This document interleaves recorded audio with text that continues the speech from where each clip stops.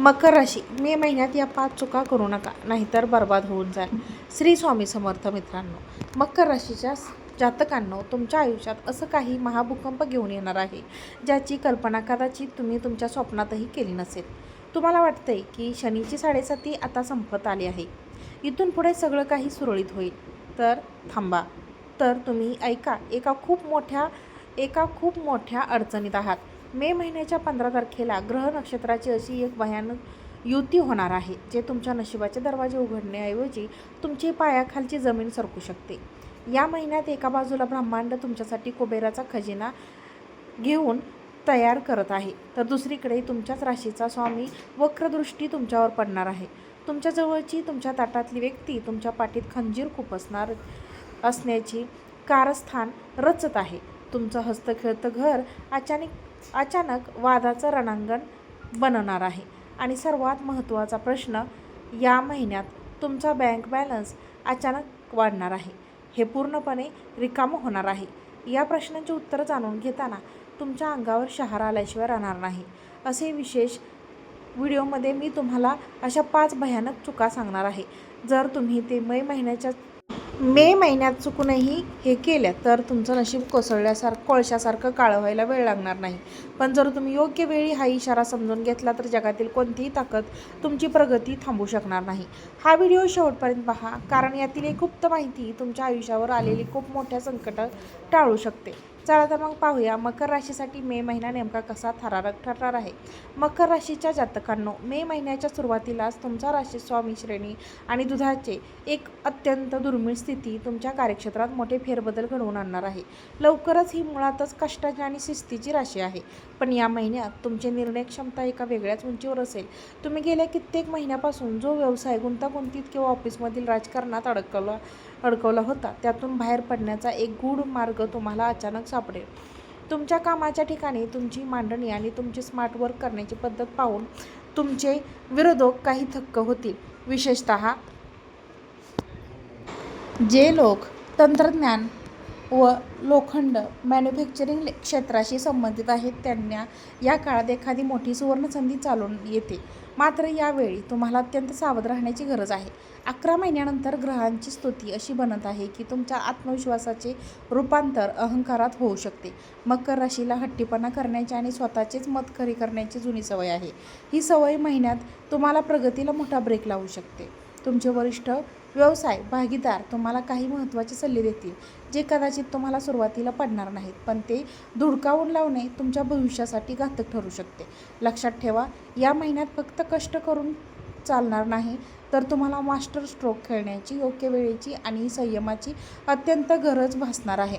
नंतर तुमच्या पत्रिकेत लक्ष्मी योगाची अत्यंत प्रबळ लक्षणे दिसत आहेत.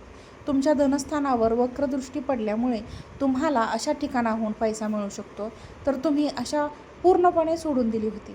जर तुम्ही पूर्वी कधी शेअर मार्केट, सोने किंवा मालमत्तेत गुंतवणूक केली असेल तर या महिन्यात तुम्हाला अनपेक्षित आणि प्रचंड मोठा नफा मिळण्याचे संकेत मिळत आहेत. त्याच्यानंतर लाभाचे योग असल्याने लॉटरी, वारसा हक्काची संपत्ती किंवा अडकलेली सरकारी पैसे तुमच्या खात्यात जमा होऊ शकतात. तुम्हाला अचानक तुमची आर्थिक स्थिती वाढेल, पण हे सुख कंपनी तुमच्या हातात असेल. दुसरीकडे राहू तुमच्या खर्चाच्या भावावर वक्री नजर ठेवून असला आहे, हे विसरू नका. पैसा जसा येईल तसाच तो चुकीच्या मार्गाने जाण्याची भीती तितकीच मोठी आहे. एखाद्या जवळचा मित्र किंवा ओळखीची व्यक्ती तुमच्यासमोर कमी वेळात पैसे दुप्पट करण्याची योजना घेऊन येईल, पण हे एका मोठे षडयंत्र असू शकते. या महिन्यात कोणाची आहे जामिनावर सही करू नका, अन्यथा तो पैसा तुमच्या हातातून कायमचा जाईल आणि तुम्हाला कायदेशीर कचाट्यात सापडावे लागेल. गुंतवणुकीसाठी 15 मे ते 28 मे हा काळ शुभ असला तरी प्रत्येक व्यवहार करताना कागदपत्रांची 100 वेळा तपासणी करणे आवश्यक आहे. मे महिन्यात शनिदेव तुमच्या 6व्या भावातून मार्गक्रमण करत आहे, जे शत्रूंवर विजय मिळवण्यासाठी जरी चांगला असला तरी आरोग्यासाठी मात्र ही धोक्याची घंटा आहे. तुम्हाला या महिन्यात हाडांचे विकार, सांधेदुखी किंवा डोळ्यांच्या समस्या प्रचंड सतावू शकतात. शनीची ही दृष्टी तुम्हाला स्पष्ट इशारा देत आहे की शरीराकडे दुर्लक्ष करण्याचा मार्गात पडू शकतो. गेल्या काही काळापासून तुम्ही जे कामाचे मानसिक दडपण घेत आहात त्याचा परिणाम आता शरीरावर थकवा आणि चिडचिडपणाच्या रूपात दिसू लागेल. जर तुम्ही यावेळेस तुमच्या दिनचर्यात बदल केला नाही तर महिन्याच्या शेवटी हॉस्पिटलचा मोठा खर्च उभा राहू शकतो. आरोग्यासोबतच या काळात तुमचे शत्रू सक्रिय होण्याची दाट शक्यता आहे. ऑफिसमध्ये किंवा तुमच्या व्यवसायाच्या ठिकाणी तुमच्या पाठीमागे काही कट रचले जाऊ शकतात. मकर राशीच्या लोकांची प्रगती पाहून जळणारे लोक या महिन्यात तुम्हाला अडचणीत आणण्याचा प्रयत्न करतील, पण घाबरण्याची गरज नाही, कारण शनीची स्थिती तुम्हाला या शत्रूंवर मात करण्याची प्रचंड शक्ती देतील. फक्त एक गोष्ट लक्षात ठेवा मित्रांनो, आपले प्लॅन आणि आपले गुपिते कोणाशीही शेअर करू नका. कोण काय करत आहे याकडे लक्ष देण्यापेक्षा स्वतःच्या कामावर लक्ष केंद्रित करा. विजय तुमचाच होईल, पण त्यासाठी तुम्हाला संयमाची परीक्षा द्यावी लागेल. आंतरराष्ट्रीय जातकांनो, मकर राशीच्या जातकांनो, मे महिन्यात तुमच्या राशीचा केतूचा प्रभाव असल्याने कौटुंबिक जीवनात मोठे चढ उतार येऊ शकतात. तुमच्या स्वभावातच कामाचा चिडचिडपणा येईल, ज्यामुळे विनाकारण जोडीदारांसोबत खटके उडू शकतील. तुम्हाला असे वाटेल की घरातला कोणीच तुम्हाला समजून घेत नाही आणि तुम्ही सगळ्यांसाठी इतकं करूनही तुम्हाला शेवटी एकटंच पाडलं जातं आहे. ही नकारात्मक भावना केवळ ग्रहांच्या स्थितीमुळे निर्माण झालेली आहे. हे ओळखून शांत राहणे गरजेचे आहे. तुमच्याकडून शब्दामुळे या महिन्यात अशी काही नाती तुटू शकतात जे पुन्हा जुळवायला वर्षानुवर्ष लागतील. त्यामुळे बोलण्यावर ताबा ठेवणे हाच एकमेव पर्याय आहे. या काळात तुमच्या मित्रमंडळींमध्ये तुमची लोकप्रियता जरी वाढली तरी त्यातील काही खोटे मित्र तुमच्या नावाचा किंवा पैशांचा फायदा घेण्याचा प्रयत्न करतील. मकर राशीच्या जातकांनो, या महिन्यात तुम्हाला 5 लोकांपासून दूर राहायचे आहे, ज्या तुमच्या नशीब पलटवू शकतात. पहिली चूक म्हणजे अतिअहंकार आणि इतरांचे सल्ले धुडकावून लावणे. तुम्ही स्वतःला किती हुशार समजत असला तरी या महिन्यात अनुभवी लोकांचे मार्गदर्शन घेतल्याशिवाय पुढे पाऊल टाकू नका. दुसरी चूक म्हणजे आर्थिक व्यवहारात अपारदर्शकता.